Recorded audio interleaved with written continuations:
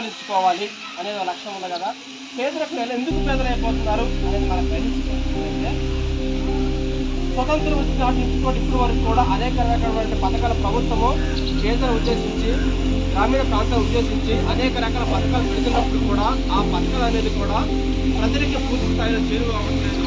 ప్రజలు ఎవరైతే గ్రామీణ ప్రజలు ఎవరైతే గ్రామస్తులు వారు పేదవారు యొక్క మరి అలాగే పేదవారికి ఉండిపోతున్నారు.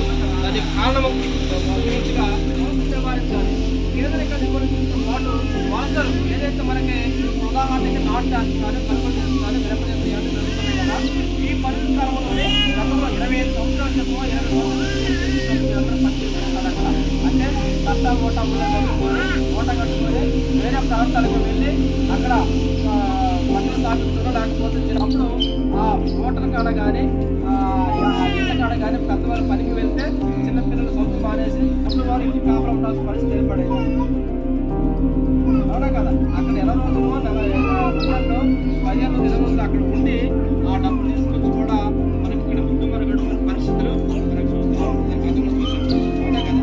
అలాంటి పనులు జరగకుండా, అలా వలసలు వెళ్లకుండా ఉన్న గ్రామంలోనే మన పనికిని కల్పించినట్లయితే తప్పనిసరిగా ఆ వలస వారి ఉన్న గ్రామంలోనే లక్ష్యంగా పెట్టుకోవడం జరిగింది.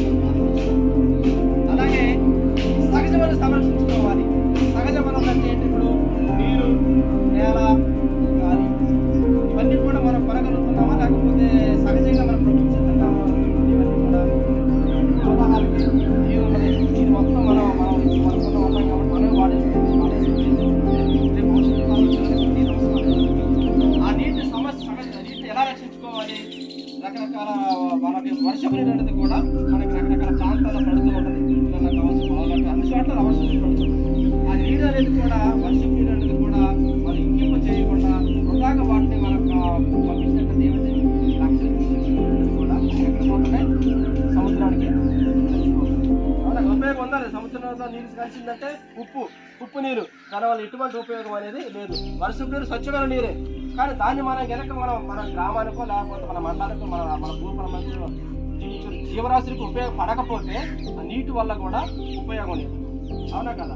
అందుకని మన ఉపాధి పథకంలోని చెరువు పనులు కానీ, కుంటల పనులు కానీ, కాలువ పనులు కానీ ఇవన్నీ తీసుకొని ఆ పనులు చేపట్టడం ద్వారా వర్షపు నీరు ఏదైతే ఉన్నదో ఆ వర్షపు నీరు అనేది కూడా భూమిలోకి ఇంకింప చేసి ఆ నీటి సాంద్రత అనేది భూమిలో ఏదైతే నీటి సాంద్రత ఉంటుందో అదంతా కూడా జలాలు అడుగు వెళ్లకుండా ఆ నీటి సాంద్రత జలాలను కూడా పైకి పెంచే విధంగా ఆ నీరు కనుక మన భూమిలోకి ఇంకింప చేసినట్టయితే రైతుల పొలాలకు గాను 20 అడుగులు పడేటువంటి నీరు ఈరోజు సముద్ర ప్రాంతం మన దగ్గరలో ఉన్నాం కాబట్టి 10 అడుగుల్లోనే 18 అడుగుల్లోనే నీరు పడే పరిస్థితి ఏర్పడుతుంది. అవునా కదా. గతంలో ఇంకా తొందరగా లోతులో తక్కువ లోతులో పడేది నీరు, కానీ ఇప్పుడు కొంచెం నీరు లోనకు పోతా లేదా బోర్ వేయాలంటే హ్యాండ్ పంపుల ద్వారా వేయాలంటే ఆగల దచ్చం ద్వారా బోర్ వేస్తారు కదా ఈ ద్వారా.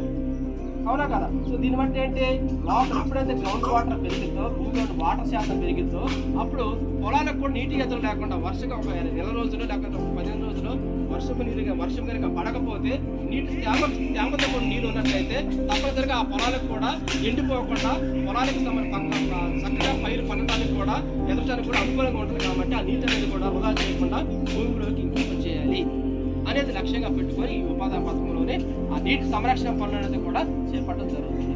అలాగే గాలిని ఎలా కాపాడుకోవాలి? గాలి చిన్న మొక్కలు నాటుకోవడం ద్వారా రోడ్డు పక్కన మొక్కలు కానీ ఇళ్లలో కూడా మొక్కలు ఇచ్చారు. అవునా కదా. ప్రతి సంవత్సరం కూడా జూన్ 5వ తారీఖు పర్యావరణ దినోత్సవం రోజున మనిషి ఒక మొక్క నాటండి. రేపు రాబోయే తరాలకి మొక్కలు నాటడం ద్వారా చక్కని వాతావరణంతో పాటు గాలి వస్తుంది.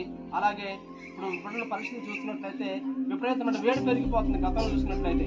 అవునా కదా.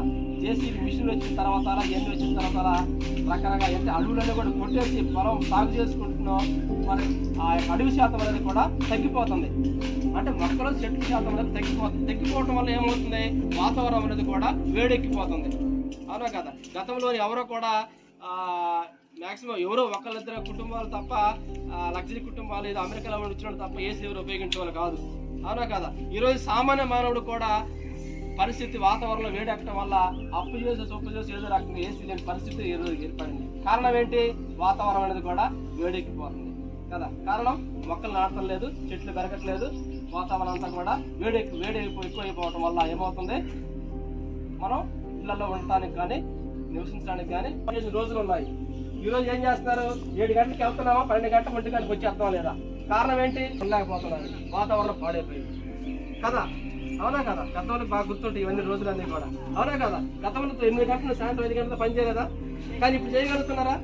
వాళ్ళు వెళ్ళినప్పుడు కూడా పైనుంచి కింద వరకు పూర్తి రక్షణ లేకపోతే ఉండలేని పరిస్థితి.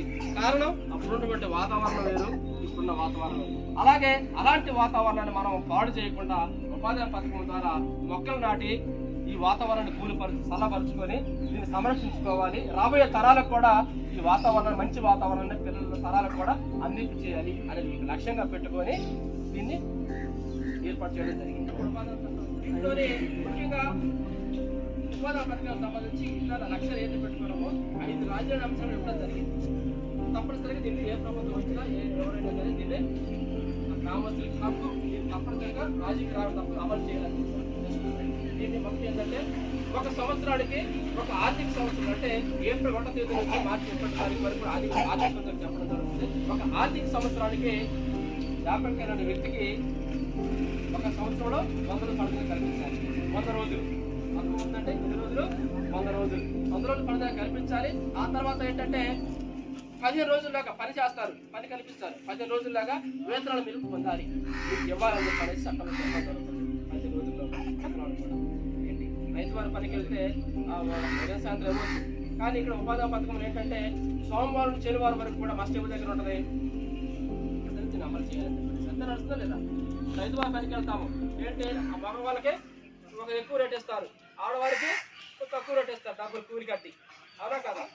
ఇక్కడ ఏంటి ఉపాధి పథకం ఏంటి, తప్పనిసరిగా ఆడ మగ అనే తేడా లేదు, అందరికి కూడా సమాన వేతనం అనేది కూడా ఈ ఉపాధి చట్టంలోనే ఇవ్వాలని చెప్పనేసి కూడా దీంట్లో చెప్పడం జరుగుతుంది. అలాగే పని దగ్గర యంత్రాలు కాంట్రాక్ట్ ఉపయోగించకూడదు అని చెప్పి అన్నది. ఎందుకంటే ఇప్పుడు 10 మంది చేసే యంత్రం మిస్టర్ జేసీబీ వచ్చేసి ఒక 5 నిమిషాలు చేయొచ్చు. కానీ ఈ 10 మందికి పని వేసేటప్పుడు కదా ఆ డబ్బులు అనేది ఎవరికి పోతున్నాయి? 10 మందికి పోవాల్సిన డబ్బులు ఒక వ్యక్తికి ఒక పర్సెంట్ వెళ్ళిపోతున్నాయి. సభ ద్వారా, మండల సభ ద్వారా, జిల్లా సభ ద్వారా ఆమోదించుకున్న పనులు మాత్రమే చేపట్టాలని చెప్పి మన గ్రామం ఉన్నది. మన గ్రామానికి ఏమేమి పనులు చేసుకోవడం అవసరం ఉన్నది? నీటికి సంబంధించిన సమస్యలు అవసరం ఉన్నదా? లేకపోతే పంట కాలానికి సంబంధించిన పనులు చేయాలా? లేకపోతే ఇగురు బొట్ల పనులు చేయాలా? నాడెంప కంపోస్ట్ పిట్ కట్టాలా? ఎలాంటి పనులు చేయాలి? చదువు పనులు చేయాలి? ఎలాంటి పనులు చేయాలని చెప్పనేది కూడా